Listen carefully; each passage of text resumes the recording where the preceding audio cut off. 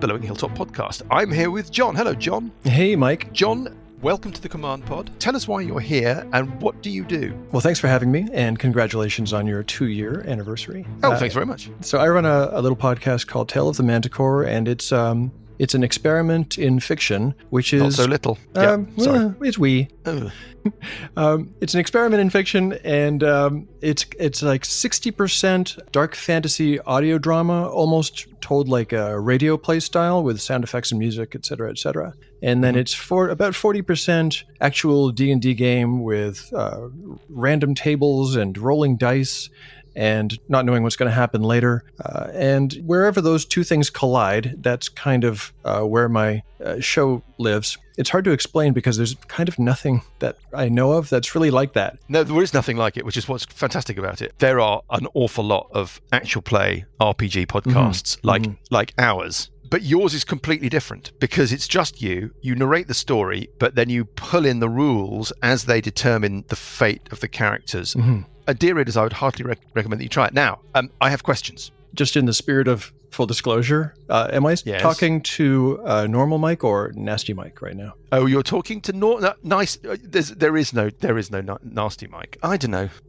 I mean, we're off into a subject here, but you run a game that's brutal. Yeah, it's a bit nasty. Yeah, it can be nasty. What is it? Is it basic, expert? Like what is it? Yeah, it's BX. 1981 sort of thing. That's kind about of right. thing. That's about right. Yeah, BX. Yeah. How did you get into D&D? How old? I mean, when was it? How old were you? I think I was 11 years old, and so I started with the purple box Moldvay, and I got to 2E, and then I quit actually in my teens. Well, and then that's it. You just took a break completely. That's it. Yeah, like a 3-decade break. Yeah, Wow. It's a long break. It's interesting that you got into D&D through Moldvay Basic Expert. Second edition, and you've gone back to it. You've got different segments in the show that you drop in to the narrative. One is when you drop in and you kind of talk about the changes, the tweaks you make to the rules. Yeah. How much do you do that as you go? How much did you sit before you started doing the show and go, right, I'm going to make some house rules that I'm going to need to run in order to make this work? I think there were about 2 or 3 things that I set up in advance. One of them was my ill-fated luck attribute, which I felt very clever about doing at the time, and it failed. It crashed in flames. Right. I had a Cthulhu kind of thing in mind at the time. Yeah. But I used it once, and it turned out to be completely useless. And the other thing was hit points. Hit points. I thought I can't have the PCs or the monsters with like 1 hit point. I want a deadly game, but I didn't want it to be like pathetic, especially with the monsters actually, because you could have a monster with 5 hit points or something, and like an ogre with 5 hit points. And I thought that's not exciting at all. But you maxed out hit points at the beginning, but then you've tweaked it again, right? I did, because I realized at the time, I guess it felt like, okay, this is going to work out. But then by, I don't know, level 3, I think, I was like, oh no, my characters are going to outstrip my monsters, and like that won't be fun or exciting at all, because they'll become superheroes. And so I think if I was to do it again, I would just say maximum hit points at first level, and then I think I would keep the min out at half rule after that. Which is kind of where the newer editions have ended up in the end. But of course, they bumped up the hit points in all the classes in the newer editions, whereas you've got a wizard in the game, which is like D4 hit points. D4. Also, rogues get a D4 in Basic. So they're... Actually, I've been very lucky with rolls for them, so they're probably a little tougher than they should be. Right. I've got to be careful that we don't spoil anything by talking about what happens. But I think we can, without spoiling things, we can say that when you claim that the dice decide and that there is no plot armor, you don't have to get deep into the show before you realize quite how brutal that situation can be. Actually, there's, I think, something in the intro says like the dice determine all, and then they don't actually. They don't quite. Well, that's another question I've got for you, but we'll get into that. There's plenty of like DM fiat. Yeah. The massive benefit of the approach that you've taken is that it makes you sit forward in your chair a little at moments of tension.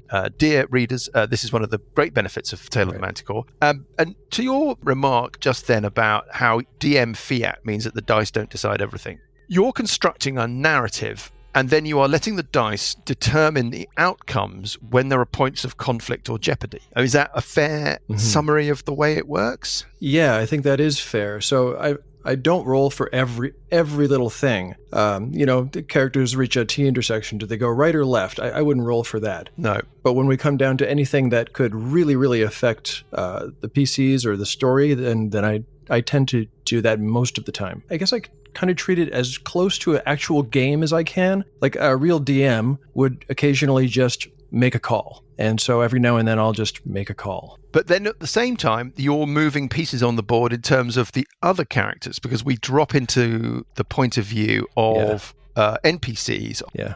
And events from outside the character's experience affect their fortunes in the story. How much do you do that in advance, and how reactive is that? It's a little bit of both. So right. There isn't a destination.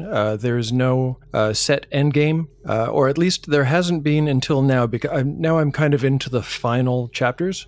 So there is an inevitable end game. Sometimes the story points itself in a certain direction, and it's almost definitely going to go there. Maybe not for sure, but almost definitely. But sometimes I don't know what's going to happen on the next page of script because I haven't played it yet and I haven't got there yet. Okay, so that adds to that feeling that things genuinely are up in the air. It is. I mean, it's really interesting. Tell me about the music. You write the music, which is fantastic. Some of it, yeah. The introduction music I don't write, and the outroduction? I just said that word. Outroduction, I like it. That's a perfectly cromulent word, I think. The outroduction and intro stuff is taken from, copyright-free stuff on the webs. And every now and then I'll use something in the middle, but more and more I wanted to be using my own stuff. And it's a hobby. It's like doing a crossword for me. I just make a little score. The music is great. The combat music I really like. Thanks. And it really kind of adds a sense of urgency. The show has a rhythm. It has a kind of kinetic quality. How do you put it together? Because the episodes are short, dear readers, 25 minutes, something like that. That's right. Somewhere around there. They're made of quick sections of story with lots of drama, and then drop-ins with you talk about how you're guiding the story or the story decisions you've made. And then you talk about rules decisions you've made and how the rules are going to apply to things that are coming up. How do you put that together, though? I mean, how do you construct it? I guess it comes from the length. I think the length of the show dictates a lot, because at 25 minutes, and the reason why it's so short, well, originally it was because that would fit in a commute for me, and so that's kind of what I preferred to listen to. But it turns out that the show takes so long to make. There's no way I could make it longer. It already takes, 20 hours to make an episode. Wow. I mean, you can see where the work goes. It's a lot, but it's a lot of play. It's not work for me. Well, most of it anyway. Most of it's really fun. Yeah. If it wasn't fun to do, you wouldn't do it, because nobody's paying us anyway. I don't know if they're paying you. Oh, hell no. It doesn't take us anywhere near 20 hours to put together an hour of our show, and it shows. So that is fascinating. An enormous amount of work goes in. There are an enormous amount of elements. The tone is dark, right? I mean, really dark and grim and gritty. Because it is so short, that sort of dictates the style of play, because I can't waste time with a lot of description or a lot of rambling and a lot of dialogue. Like, things have to happen every episode. Like, important plot moving things must occur. I can't sort of get into the weeds and enjoy the sunset for very long. 30 seconds, yes, but like a 5-minute prose on a beautiful piece of nature doesn't happen. Yeah. No, but there are good, very quick thumbnail, nicely evocative pieces of description that kind of set the scene in terms of the environment they're in.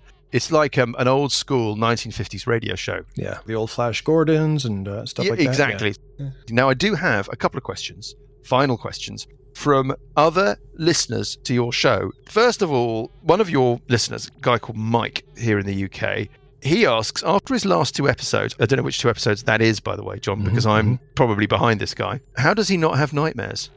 Do you know what he's referring to? I think I do. Okay. Yeah, how do I not have nightmares? Because I lie awake at night thinking about what my characters are doing instead of sleeping, probably. A very good question that another one of our readers and another one of your listeners has sent me. Stuart says, in my head, a certain character is the protagonist. Oh. Do you, John, ever feel like that? And how would that impact you? So do you feel like any of the characters, as you're putting the story together, do you center any one of them in your mind when you're working on this? No, I don't have a favorite one, and so none of them come across to me as the star character. and certainly any of them could wave goodbye at any given time. Well, there is that, yeah. Yeah, but the story is shaping up to make one of the characters central to the story and the lore that kind of goes along with it, but that was all just by random luck, really. Like a lot of my story takes place in the mountains and deals with dwarves. I don't have any special, they're not my favorite thing to play in a game, or it just went that way. And then it just kind of made sense for the story to stay there. And so it deepened. And I think 80% of the people that do voices for me end up playing dwarves. I think of Umura as the character that I think is at the center of things. Oh. Where I am in the story so far. Well, I mean, yeah, you're very careful how you are. You're very careful with your tone of voice. Not like, oh, really? Oh, that's a shame. Yeah, well. You intimated earlier that you're, as it were, you have an endpoint in sight now. There is, yeah. What episode are you on at the moment? I've just published 58. Where are you thinking you're going to end up, very roughly? You must be careful, because people might be like, oh, episode 60 is the final episode. People are like, oh, God, things really are going to go south. But I mean, you're thinking... If the story doesn't zag crazily, like with a TPK or something, which, I guess that could happen at any time. Yeah, it could happen, yeah. It will probably go to about 75 or 80 episodes. Right. Maybe to next summer? Yeah. Oh, that's great. I think that's it. I mean, I have no more questions. I have a request for you, which is the thing I like in your show that keeps the story racing along is your little status thing that you do. Yeah. So if you could read from this, please, could you do a status for us for our show that I might be able to use at some point? I'd be pleased to. Give it a go. I'm ready. Okay.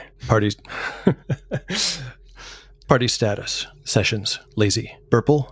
Grumpy. Alessandra. Haughty. Buggy. Feral. Parker. Green. Thank you. That's perfect.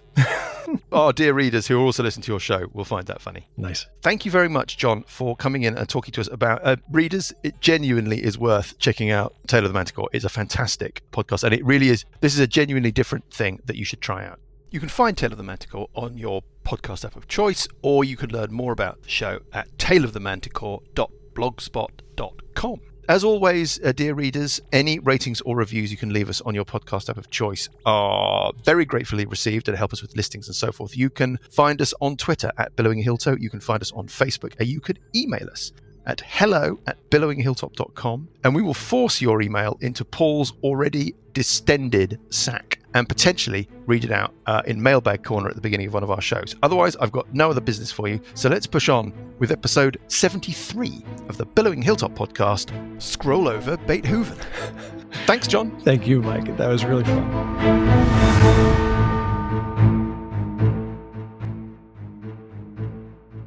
I'm most disappointed that my chilies didn't turn up today. They were supposed to turn up today and they haven't turned up. I started to use them on omelettes for breakfast. Oh, the oil. Oh, yeah. Oh, they're just delicious. They really are something else. Yeah, I'm halfway through my first jar. I haven't done the capers, but it's just I'm a bit worried about the amount of salt. But yeah, I mean they're in. I wash them, all the salt off. But actually, they're quite a nice snack, a bit like olives. Just a few capers with a little glass of whiskey or something. Are they nice. big? Yeah, they're big. They're big proper capers. Big capers in salt. Yeah. Have they got they've got a stalk on them? A bubbly bit. I don't know. No, I mean, maybe. I don't know. Johnny introduced me to these Sicilian chilies, which in oil, which are just astonishing. And then he's also talking about these salted capers. But these chilies are just amazing. I started putting them in stuff for breakfast and things like that. I wonder if you could put some capers in an omelette, actually, with the chilies. Because that sounds good. Because anything that really kind of adds a spikiness to eggs and cheese and stuff like that, it's all a bit kind of a low level flavour. It's nice, comfort food kind of flavour, but if you add some other stuff. But Johnny, you should do the sauce verde, which is the anchovies, capers, parsley, all minced together. Add that to pasta. Yeah, nice. That's basically tartare if you add... I'll have the same, mayonnaise. please. Hold the capers, hold the anchovies. It is Mike's nightmare. Capers and anchovies. Basically, they're the same thing. Capers are the anchovies of the vegetable world. Right? Capers are really nice. And anchovies are the capers of the sea. A blend of capers, anchovies, and blue cheese. Yeah, blue cheese and olives. You can take that disgusting little paste and you can fucking fire it into space with William Shatner. Anyway, enough about revolting foods. Good evening, everybody. Hello. How is everybody? Oh, much better than last time. Thank you. Well, you aren't going to be better for long. I don't think we really need to recap or do anything. If you recall, Uncle Buggy had started your second assault on the Shrine of Hooves. He's thrown open the door. You've got horrible worm zombies in front of you and one of these hinge-headed, horrible screaming things. And as Buggy opened the door, this thing opened its giant jaw and screamed. This is not good news. No. Because we're all in the area. You're all in the area of effect of the shriek. The shriek is not a fear effect or a mind-affecting effect. Can everybody I never make saving give throws. me a wisdom save, DC 14, and you really want to make this save. Yeah. Which one's screaming? Sorry, the first horror zombie, the one at the back. A wisdom save. Okay, here we go. Wisdom save DC 14. It won't. Oh, somebody's rolled to come in with a big number. 13. Alessandra's rolled a 20. I'm going to have to use an Ort dice. You're going to have to use an Ort dice. Session. Okay. I think even with the Ort dice, it probably won't. 16. Go. 16 from Sessions. Is that enough, by the way? What are we trying to get? 16 is enough. DC 14 wisdom save. Yeah. What about Parker? Yeah. No, I can't do it. Ooh, that's a... Oh, dear.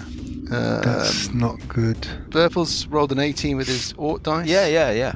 So that's a save. Parker has failed. So who have we got left? me, but I've got my ears blocked, so I get a roll at advantage. You get to save at advantage. Sorry, Alessandra, you should have saved at advantage. So, didn't need to. 13 and 14. 14 is what you needed. This is horror zombies screaming, right? Yeah. Would you like to use your Ort I'm going dice? to use my Parker? Ort dice. Yes. This is basically just an Ort dice depletion device. Yes. And you make it. 30. Yeah. Okay, you're all fine. Okay, can Piece I of carry cake. on my go? You can. I open the door. I'm going to do a shatter spell, and I'm using my wrath. What's it called?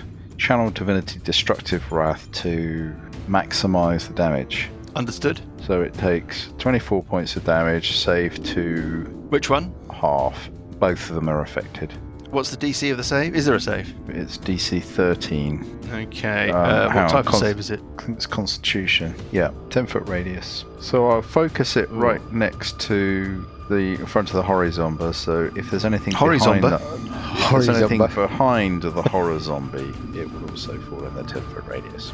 I prefer the horizontal. Okay. Yeah. So Talk to me everything in about a the 10-foot radius sphere. Those doors are open, are they? So anything within 10 feet of the corner of the horror zombie square nearest you. Yes. The horizontal. Yes. Horizomba. First of all, we'll go with foot backwards.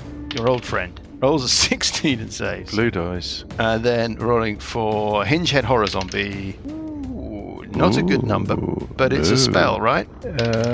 It's a noise. Yeah, but it's still a spell. Is that an advantage? Is that a You're casting 7? a shatter spell, right? Yeah. That's a It 7. doesn't matter. It's not got enough. It's So still- Horror Zombie got hit with the full welly of that. Foot backwards, it looked like foot backwards resisted it a little. Yeah.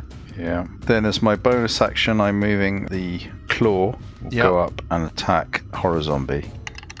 11. 11 is a miss. And that's my go. I think we're rolling initiative, right? Yeah. Off we go in that case. I'll roll for these people. Ooh, 15 plus 18 in total. Ooh. Alessandra. 22 for Sessions. 17 for Burple Herpish.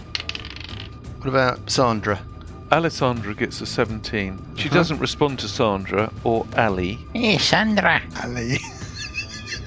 Go on, None Sandra. of them. Uncle Buggy, 20. Parker 18, Sessions 22, Burple 17, Sandra 17, right? Doesn't respond to Burple. It's Burple Herpish. Thank you. Okay. Top of round 1, Sandra.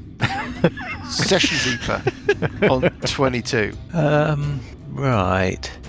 Sessions doesn't like being at the top of the round. No, really doesn't. No. This No. is very... Can you he's do confused. your whirling blades? He wants a magic item that means he rolls initiative at disadvantage. Sessions, what, you He's like, can I roll the alt dice to take it protection off? from evil on Take the Parker. lower of the two numbers.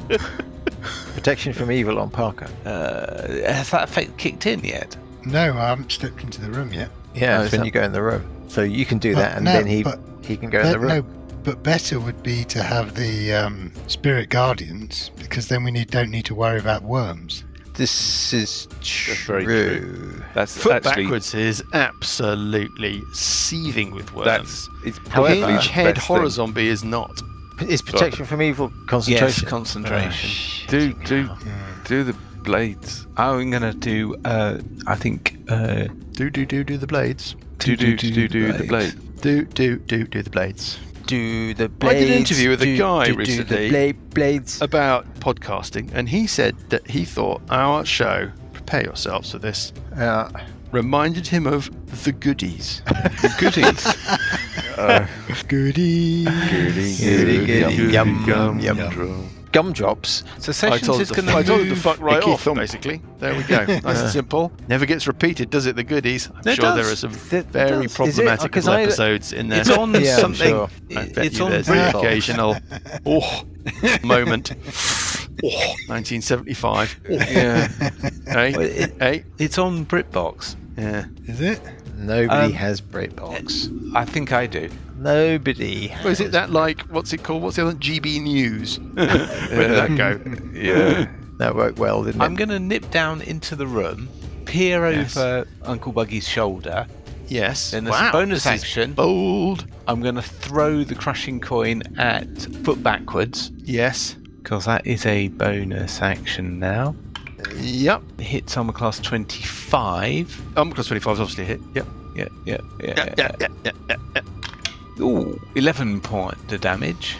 Force damage. Force damage. damage. 11 point the damage. What the So- damage? Then I'm going to step back to 11 points of next unhappy. to Uncle Buggy, but pressed against the wall, hiding. And for my action, I will invoke the Spirit Guardians as requested by my illustrious colleagues. On a tactical note, shouldn't we be going after Horror Zombie, not Wow. foot backwards? Oh, that was Sessions, right? Fast, efficient, effective.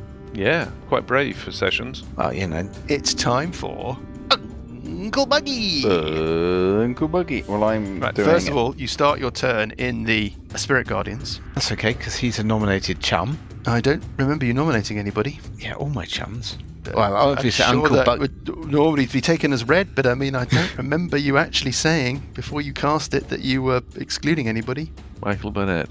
I'm just fucking with you, but you know, you just gotta be careful. Yeah, could be. I mean, I don't mind. Oh, and do we have to say that we're breathing as well?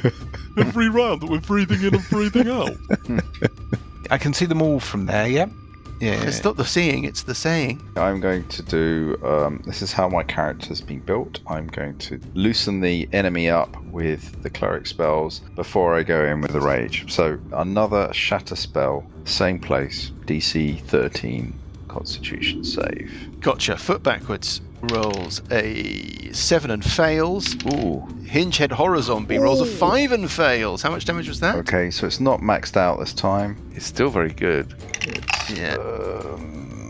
When I say that's very good, I mean crap. kind of 8 good. points of damage. That's miserable. You sold it well, but just in the end, the delivery Yeah, was. it's a bit flat. Bottom line is that, you know, they're both looking quite mashed up by that. Right, and then Yes. also how my character's built. I'm using the run spiritual away. weapon to Okay. bash Horror Zombie. Hitting Horror Zombie, yep, with a bonus action. Ooh, 12. No, you're not. 12 12? is a miss on Horror Zombie. Okay, and that was it. You're not then pushing in and... No, okay, of course. Parker on 18. Did you say that foot backwards is looking pretty ropey? They're both looking damaged. About equally damaged. But like over half or... Oh, no, I mean, nothing like that. Okay. Right, so I guess when I step into the room, this effect is going to take place, isn't it? I mean, we'll find out when you Well, get we'll there. find out. So I will step up to this creature. You What happens? feel a clutching dread climb up through your form from the floor the moment you step into that corridor, and you have the frightened condition. That's right. Okay, and I didn't get a save. No save. Okay, so I have a disadvantage on attack rolls this round. I think you do, yes. Hang on, I just need to check whether... You can't move any closer to the source of your fear. The source of your fear is this shrine. Right, no, I haven't had my action. So in this round, you can use an action to end the effect. So I basically step up and I end the effect. Yeah. And that's my round. Well, you can keep moving if you want. Do we need to move in one further? Or maybe 2 further either. Yeah, without... 2 further either. Yeah, actually, I'll do that. I'll move up to Horror Zombie. Okay. 2 further either. Okay. 2 Sandra? further either. Who? Sorry? Okay, moving on. Burple? Alessandra. Oh. Alessandra. Not Ali. Not Sandra. Alessandra. Will move in towards the double doors but not crossing the threshold, and she'll be shooting at Horror Zombie with her crossbow. There's going to be a bit of... Okay, fine, yeah. I'll let you figure that one out. Yeah, I have.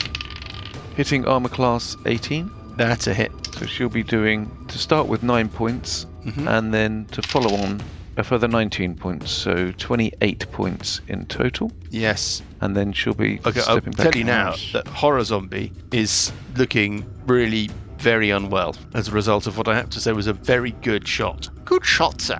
Good shot, sir. And then she'll be, sir. Good shot.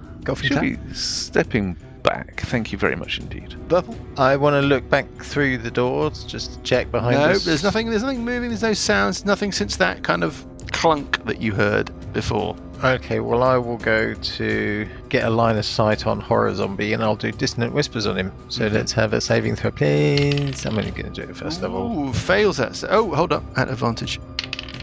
I forgot to roll it.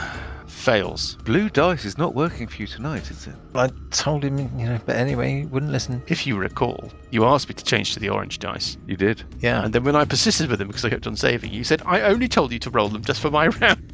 Yeah. I want you to go back to the blue dice. So I have. And that's part of my plan. Right, so it takes 11 points of damage and has to run away. It doesn't have to run away. Okay. You're not quite sure why. It doesn't look like it's scared of you, but it does look like it took the damage. And then it's them. First thing that happens. Spirit Guardians, saving throws, possibly? Foot backwards must make a saving throw against the... Doesn't say that it's fear, Mike. You whisper a discordant melody that only one creature of your choice within range can hear, racking it with terrible pain. The target must make a wisdom saving throw. On a failed save, it takes 3d6 psychic damage and must immediately use its reaction, if available, to move as far as its speed allows away from you. The creature doesn't move into obvious dangerous ground, such as a fire or a pit. On a successful save, the target takes half as much damage and doesn't have to move away. A deafened creature automatically succeeds on the save. In that case, it moves away from you. Bye. Let's pick things back up. First of all, foot backwards. It's got to make a save against the Spirit Guardians. What's the DC? 15. Doesn't Parker get an attack of opportunity when it moves away? Oh, I'm very sorry. And You're potentially fine. buggy too. Unpicking a load of stuff. Sorry. Yes, Parker, you get an attack of opportunity on Horror Zombie when it runs away. Yes. Does my spiritual weapon do the same? It does. Oh, a it 19. does. We'll get onto it straight away. 19's a hit. 8. 8 points of damage. Oh, It's 20. still alive. It's a critical. Oh, now, Uncle Do I Boogie. want to gamble? For a potentially life-changing amount of damage. Does it look like it's quite weak, this thing? It looks extremely weak. Alright, I'm just going to do double damage then. Okay, off you go. So I roll d8 twice and add 2. 15 points of damage. I'm not going to dress this up. It's obliterated. Yes. Now, that was Burple's turn. Yep. Parker and Buggy have just used their reactions. Am I right? Yes. So now we must roll a saving throw for Foot Backwards, who is in the Spirit Guardians. Yes. At advantage. It rolls a 20. Takes half damage. It seemed to sort of knit itself together a little bit, just before it took that damage. Oh, do you think this is hallowed ground and they get some sort of regenerative thing? Your experience of these worm creatures is that they do seem to heal themselves a little. There's something else on these worm creatures, but we'll get to that in a second. Half of 11. You think net, it's basically pretty much not miles off where it was. Oh. It seemed to sort of re-deathify a bit and then be zapped by your playing cards. No. Then it must decide what it wants to do. It will attack Parker with 2 slam attacks. First slam attack hits armor class 18. Is a miss. Second slam attack hits armor class... Is a miss. 13. And then it heads off. Sessions. Yes. Benefit of the doubt. Would you like an attack of opportunity from your coin as it moves away? If I'm allowed, I will give it a go. 11. I have a thing in the back of my mind that says that 11 might actually be enough. If he's got a backwards foot, his dexterity is not going to be very good, is it? Oh, you would know all about that, Paul. Hey. Every time Again. you keep giving me Again. opportunities. 11 is a hit, Sessions. Oh, then it's I'm writing to the committee about that. 11 points of damage. Okay, 11 points of damage. It stumbles a little as your coin thwacks it on the back of the bonds. Tell me about it. And around the corner steps Hooves. Oh, thank God for that. I thought it was run away. Hooves has clearly just been waiting around the corner. Hooves raises his ebony night black hammer of doom in one hand, gestures down the corridor. He says, Fools, why do you disturb me in my place of unholiness?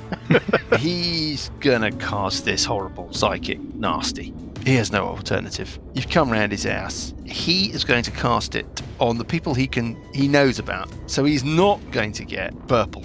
He's going to get Parker, Sessions, Buggy, and Sandra. Who? It's a DC 17 intelligence save. Oh, what? Ooh, not intelligence. We're all I'd forgotten big about shit this. in this party. Intelligence save is just an absolute fucker. That's where you put all those points. Off you go, please, now, people. It's your time to shine. Let's start with, say, Sandra, for example. Alessandra is going to use Oh, Sessions got Sessions 21. has saved. Alt dice. What, because she's rolled an 8? 13, is that going to be a no? That's not going to be There enough, goes right? the end of the evening. Oh, Jesus Christ. Lucas, oh dear, 9. Right, let's go round. So basically, Sandra, did you save? No, but she's rolling using her. Ort dice? Ort Let's dice. do it. Off you Do go. it. This is the Come on. stupid thing with the disadvantage. 24. 24. Fuck's Okay, sake. you save. Sessions, you saved. I saved with 21. Yeah. Uncle Buggy, you failed. I'm going to use my Urt dice. Yep, off you go. Do I have an extra Urt dice from something? Like the Mind Flare thing? You do, Oh, yeah, Uncle you Buggy, do, because of yes. your leap. You got a once only Ort dice that you could spend for good, and then you'll have Okay. your standard Ort dice that repeats. Standard one now, so I roll a Yeah. 12 plus 1d6. It's possible. It's possible. You got to That's like, Well done, Uncle Buggy. Good use of the Ort dice. Finally, Parker. Have you already used your Ort dice? Somebody Yes, I did. I used has. So, mine Parker, too. you failed. I'm very honest. Honestly dead. Right. Let's Dead, do but not forgotten. the damage. What's the damage It's you not think? that. It's not that awful. I mean, it's not great, but it's not like super awful. Reincarnate him. So him back together. On the druid's table. Play him as a badger. Limbs in different places. Let's get the damage done. So here we go. 24 points of damage. 12 on those who saved. All right. That wasn't so bad, was it? You thought that was going Yeah, to be but worse, that's didn't not you? that's not the problem though. That's true. That's not the problem, Parker. Parker. If it is the real Parker, you have Yeah, to spend yeah. your Hang on. next. I need to make a Constitution saving throw, don't I? Oh, you do against DC 12. 10. Oh, sorry, 10 or half the damage dealt. I always forget. Yes. Nice. Me too. 24. Oh, yeah, some and Uncle good Buggy. rolls in. Yes, 15, 18 for the Parker, protection reroll. you have muddled thoughts for 1 minute, during which your eyes buzz like little fly killer lights. This isn't Hunger of Hadar. No, this No. isn't Hunger of Hadar, no. For the next minute, you must roll a d6 and subtract that number from Yes. all of your attack rolls and ability checks, It's as that well as any yes. constitution saving throws to maintain concentration. We've had this last time. We most certainly have. It's the most annoying thing ever. It's the most annoying thing ever, basically, all wrapped up in a lovely little package with a bow on top. That was Hooves' first thing. The First next thing. thing that Hooves does. I mean, I could. I mean, it's tempting. So tempting. Save it. No, there is a sort of weird kind of and Hooves vanishes. Oh, you Fucker. What's that, Mr. Shit. Step? Motherfucker. Misty Step, invisibility. What do you reckon? You teleported last There time. might have been a bit of mist going on there. There might have been a bit of mist. Beginning of round 2, sessions on 22. First of Parker's 10 rounds of minus a d6. Well, so Sessions will move to behind Uncle Buggy, direct as a bonus action the crushing coin onto foot backwards, Yes. and give him a bit of a whack. Sorry, now I'm really slow because this only got the one screen working. I've got no sympathy. I'll do the whole thing off a single laptop. And the other laptop. Okay, I'm plus 19. I think might be a hit. Yes. It makes you feel better. For 9 points of damage. Okay, looking... Then I think I will just do a nice simple Can't believe I missed Parker. Salad with some just tumbling warm, dice, crusty bread. Oh, okay. and then I'll step back into the pocket. So on Foot backwards. It's got to make a save. got to make save DC 15. Makes sense. Save with a 20. No more effect, and Sessions wanders back into the Shelter of the other room. no, I Okay. don't want to attack. It's better. Uncle Buggy. It's your time to shine, Uncle Buggy. Why aren't you going to move forward Sessions so you can do the blade thing on the backwards, foot backwards? I don't think I can go into the room, can I? Well, you won't know until you've stepped No, in. he can't. I can't make the save. If I cast protection from evil on myself, then I have to drop the spirit guardians. But you could go at least 5 foot in just for one round until you get pushed away. What? No, What, you if you- can't. If you, I could have, but I didn't think about it during my go. but it's still your go. If you went in that 5 foot in front of me, you'd have the fear effect affect your next round. But foot backwards would get a round of blade barrier or whatever. What? Just a suggestion. No, he won't. No, it doesn't reach. Doesn't reach. 5, 10, 15. Ah, There. See? So I'll stay where I was. alright. My go. I'm going to move up to foot backwards. Give me a perception check. 10. You think that Hooves might be just standing around the corner from you. Not so that you can, it's a difficult corner, but you just can sense a presence. Can I carry on moving? I can move through the opponent as a hobbit. Yes. Which corner is he in? You It can looks go like round. he's just to your I'll left. go right round. Okay, so you're running round foot backwards.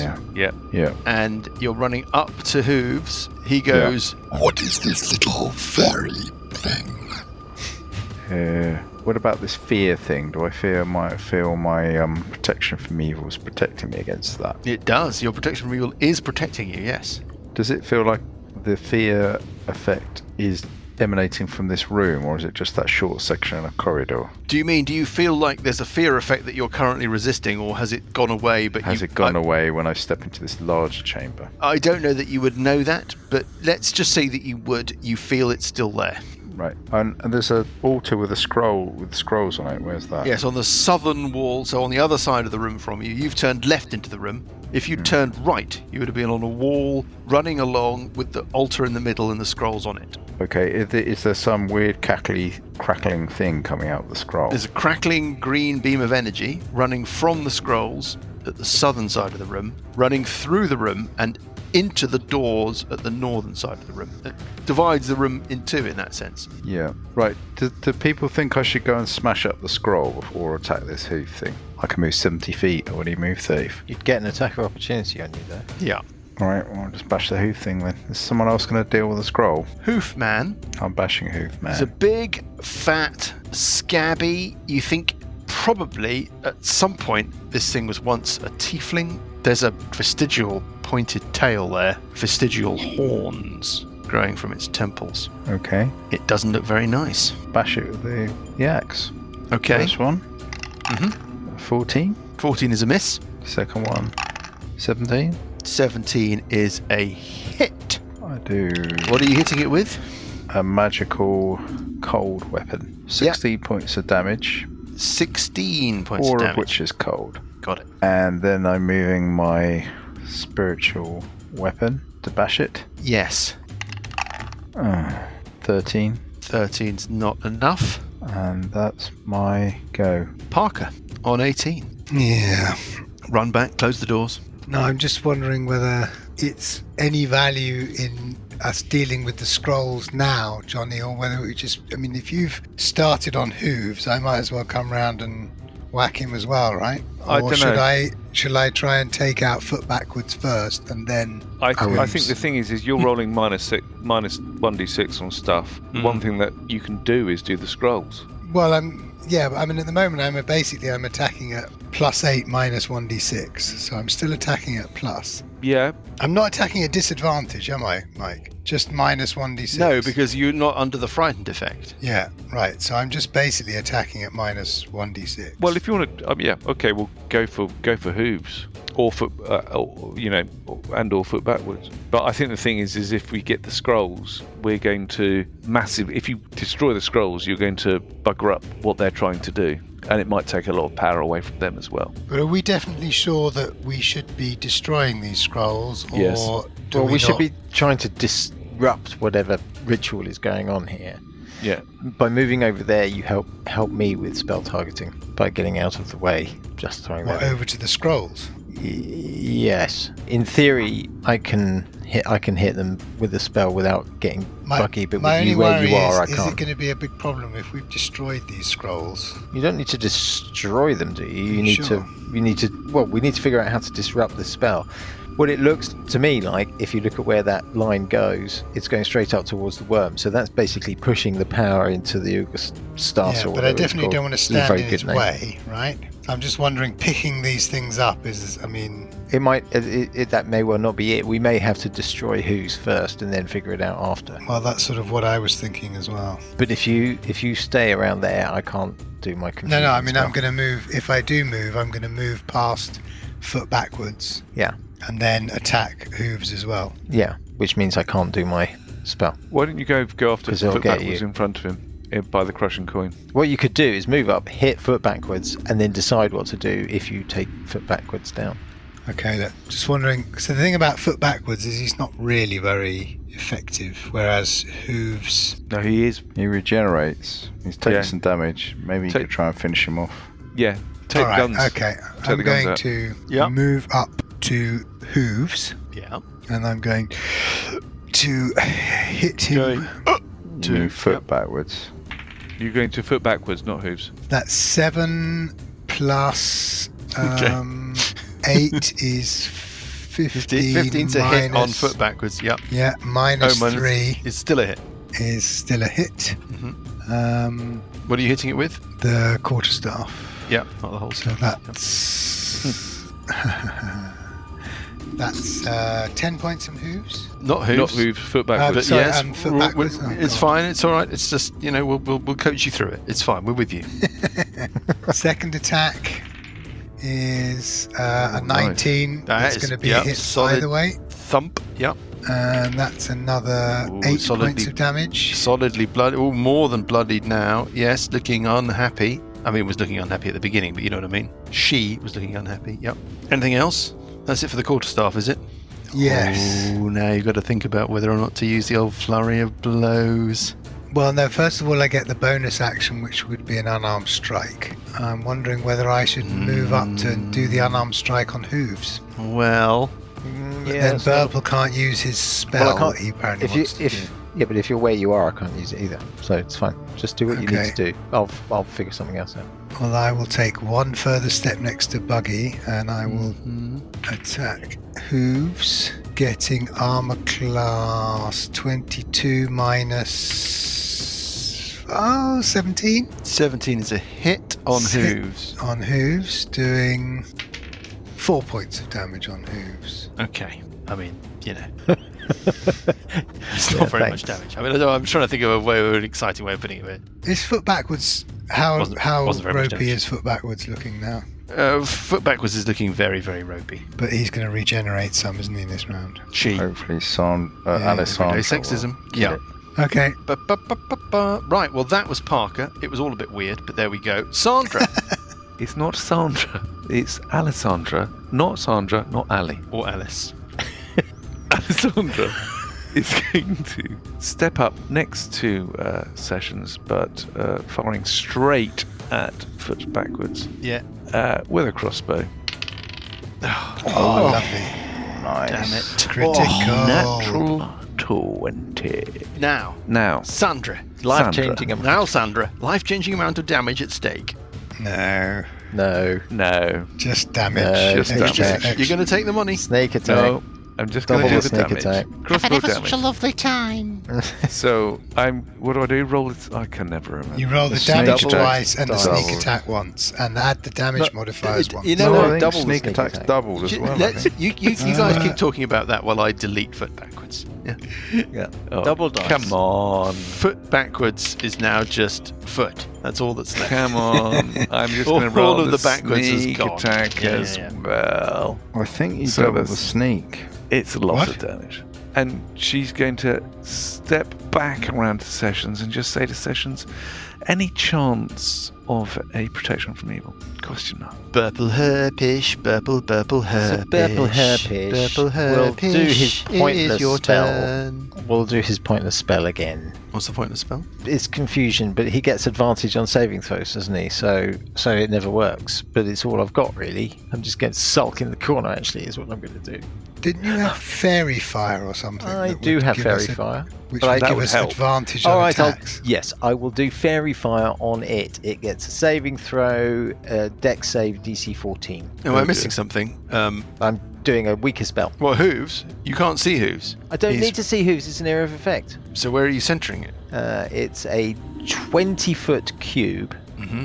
so I will center it. Next to Parker. Oh, yes, okay, so hang on. Yes. Right. It doesn't Shit. go around corners. Shit, You've got to put it somewhere where it shitting. can get him. Shitting And then cock. if you get it wrong, Target of the has spell, you've got to have a advantage. line of effect too. God, Yeah. it's just nothing works. Get it wrong, Hooves has advantage on everybody else that you paint with it, including Buggy and Parker. Well, it was his idea. I just went, okay, I'll do that then. I was Okay. going Oh, I to thought do you were something allowed which to I had choose- worked out meticulously, which is a 10-foot radius. Well, why are you listening to me, for God's sakes? You never know. There's a small chance he will fail. All right, so I'm doing confusion. I'm centering it here. Right, more great it's a radio. 10-foot radius. Don't you have to have a line of effect to the target? Well, it fills an area, doesn't it? As we have established. It's not like a fireball Yeah, or but a it doesn't go gas around cloud. corners. No. It says each creature in a 10-foot radius sphere centered on a point you choose. Yeah, so the point that you choose has to be there, Hmm. and More then great it radio. would get Buggy and But you're- myself as well. Can I see it square? Can I target it? Yes. Yes. If you stand in the right place, you'll be able to see it square. Yeah.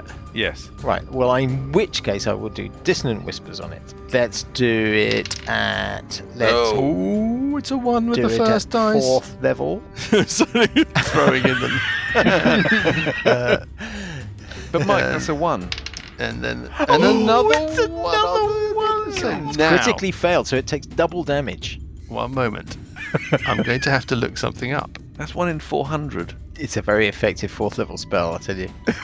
Hold on, let me just check something. That's the worst of all fails. It's only 6d6 One damage. It's a bit of moment, shit. please. I'm just checking something. It's just going I to thought it be. was Oh, it's automatic death. immune. It's immune to your spell, even though it failed. No, it's not immune, but it might get another. It does get another chance. What? How? What? Well, it has a trait that It's rolled 1 twice and it gets another chance. once per short rest, when you make an ability check or saving throw, you can use this feature. Oh, hold up. That is not going to help it because it's only rolled a 1. So that has succeeded. Okay. Damn it! And it's a critical fail, obviously, so it takes double damage, right? Well, let's not peer too closely at that invented thing. But Yeah. but what?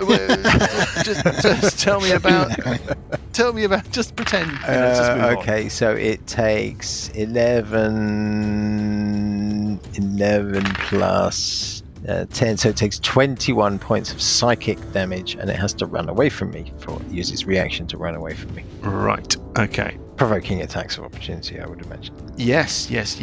It must do. It can't run through Buggy Don't think so. Or Parker. or Parker. So it takes a step out of the corner. It has to get round. Yep. Yeah. Then it must take a step across past Parker. Yeah. That's the Yeah. most direct route to get away from you. Attack of opportunity from Buggy. Buggy, you Yep. get an attack opportunity on. Okay, here we go.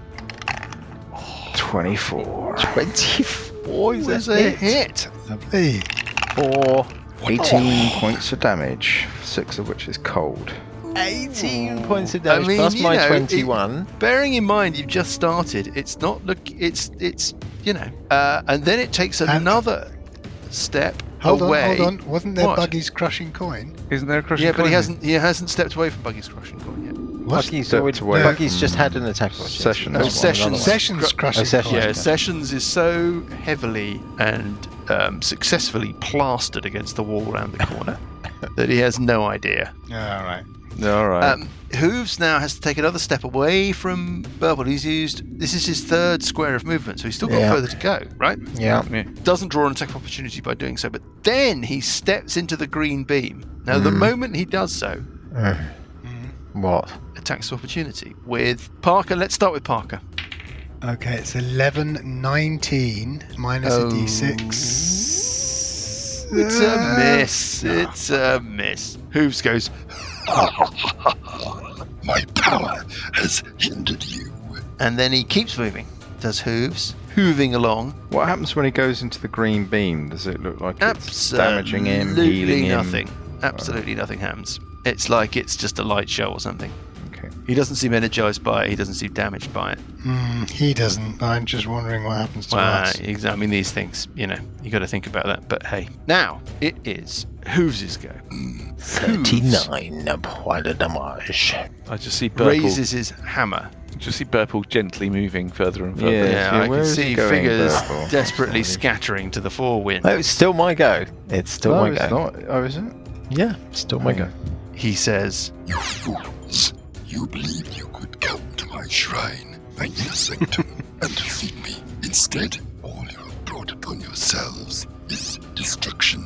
Now join me in the void. and everything just disappears. And we will pick things up next. Oh no! Fucker. It's the Hadar radar we need. It's the Hadar radar time. Well, see, making assumptions.